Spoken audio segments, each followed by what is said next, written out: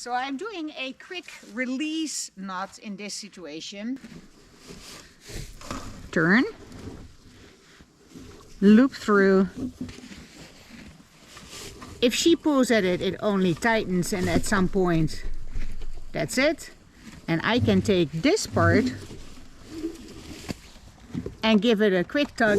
So now this rope is totally loose. If she were to panic and scoot backwards, she wouldn't hang herself and break her neck. This is the critical part. If you just loop it through like this, it doesn't do anything.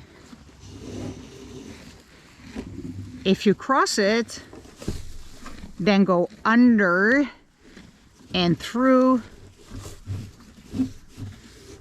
Just a little loop, enough that if she pulls, it goes tighter, but if you need to, it releases. And here she is taking indeed the rope.